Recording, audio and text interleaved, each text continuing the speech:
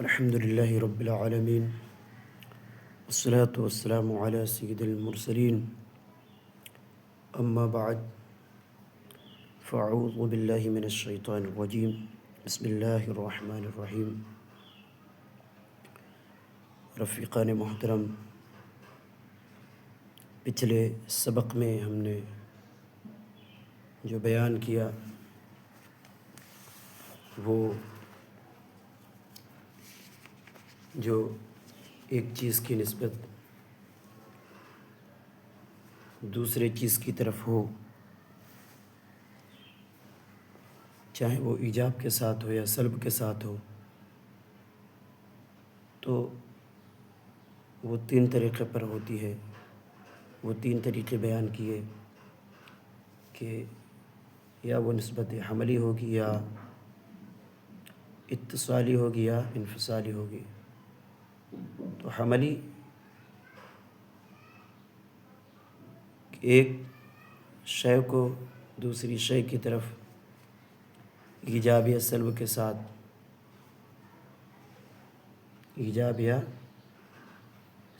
ساتھ ثابت کرے، ایک شے دوسری شے کو، یا ایک شے کی نسبت دوسری شے کی طرف ایجاب یا سلب کے ساتھ ہو تو وہ حملی ہوتی ہے۔ اسی طریقے سے اتصالی کے محکوم علیہ اور محکوم بھی کے درمیان اتصال یا عدم اتصال ہو، اسی طریقے سے انفصالی محکوم علیہ محکوم بھی کے درمیان انفصال یا عدم انفصال ہو۔ اب بیان کر رہے ہیں چوں تصدیق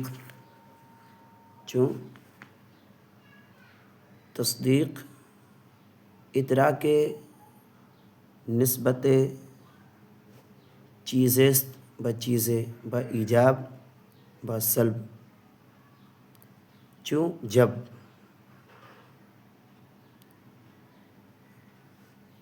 چیزست بچیزے کہ ایک چیز کو دوسری چیز کی طرف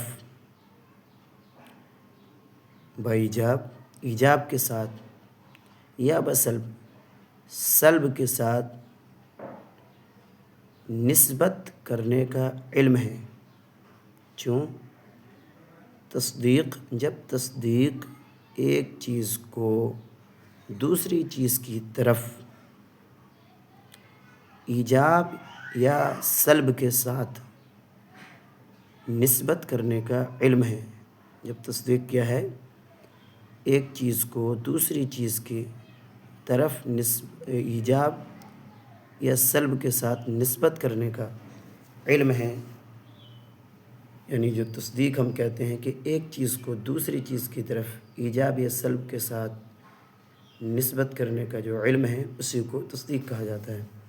تو بیان کر رہے ہیں چوں تصدیق ادراک نسبت چیزست بچیزے با ایجاب و سلب، کہ جب تصدیق ایک چیز کو دوسری چیز کی طرف ایجاب یا سلب کے ساتھ نسبت کرنے کا علم ہے، ناچار است اورا از صح تصور، تو اس کے لیے تین تصور کا ہونا ضروری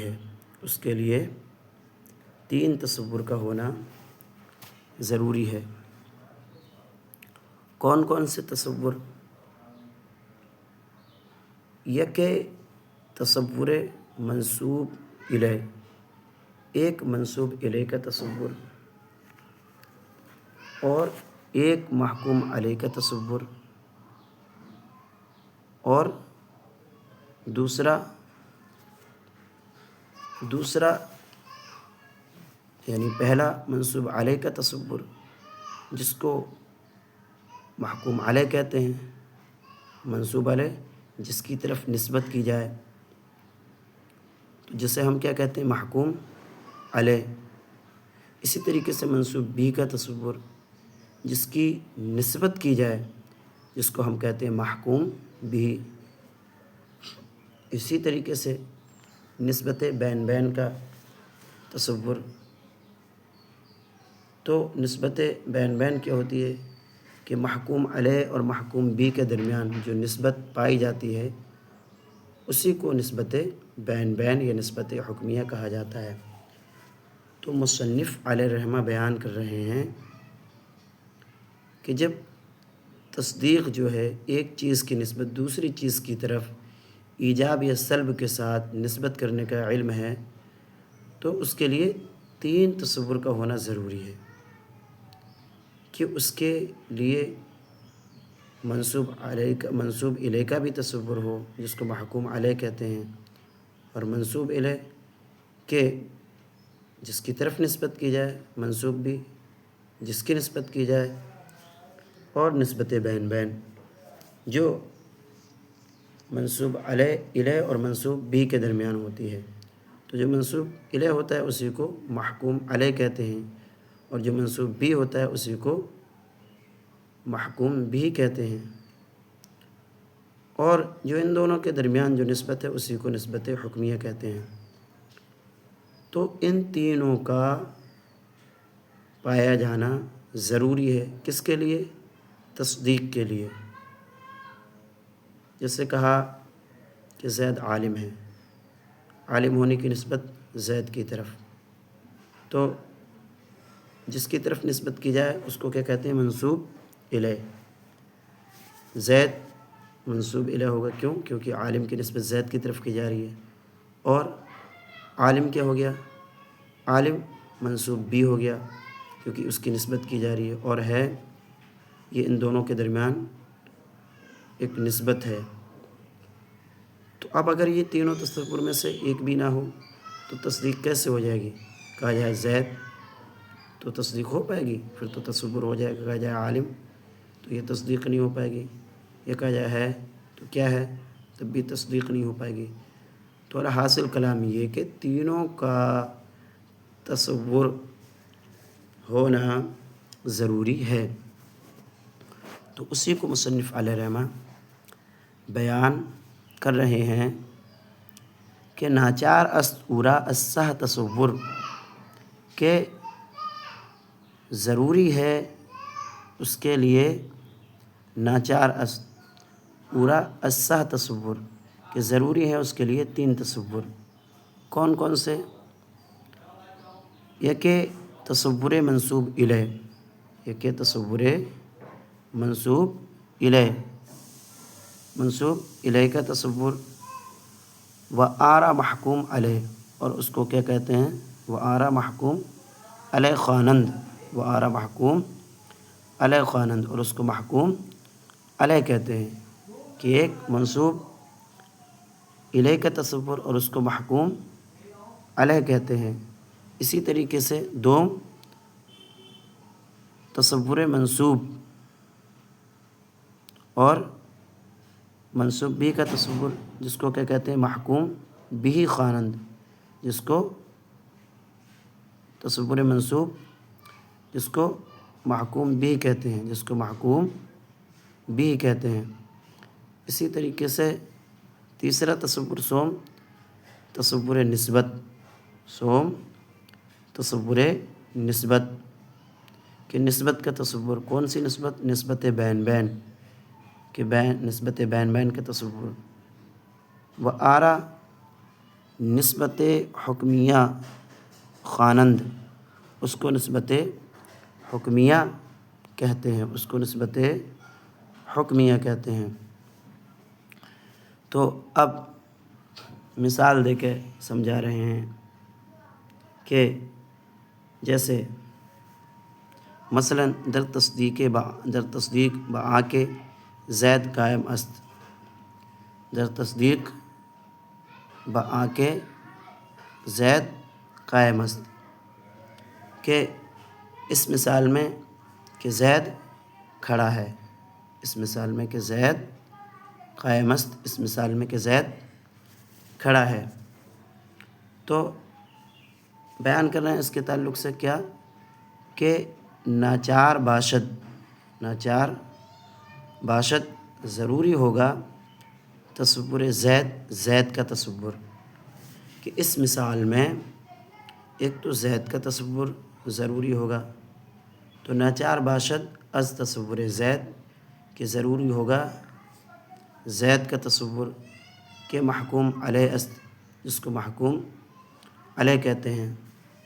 اور اس کے بعد است تصور قائم کے محکوم بھی است، اور اسی طریقے سے قائم کا تصور جس کو محکوم بھی کہتے ہیں، اور پھر اس کے بعد اسی طریقے سے از تصور نسبت میان زید و قائم کے نسبت حکمیہ است، کہ اسی طریقے سے